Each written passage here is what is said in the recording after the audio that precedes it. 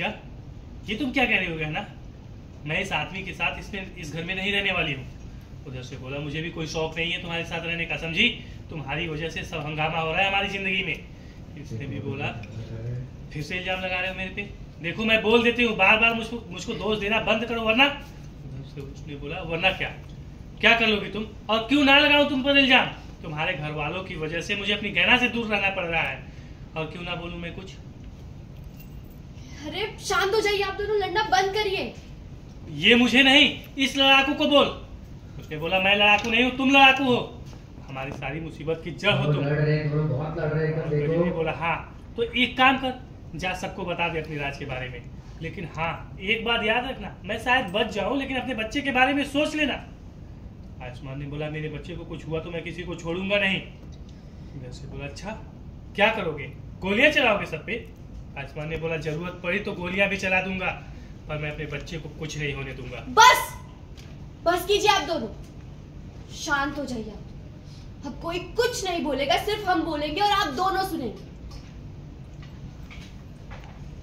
आप लोग समझने की कोशिश कीजिए, ऐसे लड़ाई करने से सिर्फ हमारी परेशानियां बढ़ेगी, कम नहीं होगी।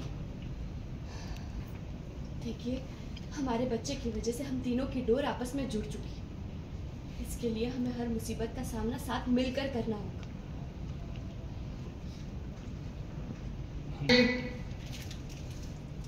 और हम जानते हैं आप दोनों का ऐसे एक साथ इस कमरे में रहना सही नहीं लग रहा है। आप दोनों को।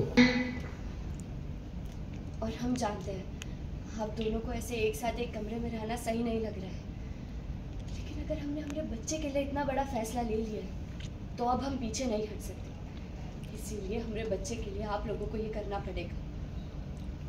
और अब आगे से हम कोई भी फैसला हमारे आपके बारे में सोच कर, क्योंकि अब हमें कोई भी फैसला हमारे आपके बारे में सोच कर, हमारे बच्चे के बारे में सोच कर लेना होगा। इसलिए आप दोनों समझने की कोशिश कीजिए। कजरी की दादी या फिर उसकी भाभी को अगर कजरी या उसकी दादी, आप दोनों समझने की कोशिश कीजिए। कजरी की दादी या उसकी भाभी को हम पर शक ना हो, इसके लिए आप दोनों का साथ में रहना बहुत बहुत जरूरी है। बोला हाँ गहना तुम ठीक तो कह रही हो, पर मैं इस आदमी के साथ बिस्तर पे कैसे सो सकती हूँ?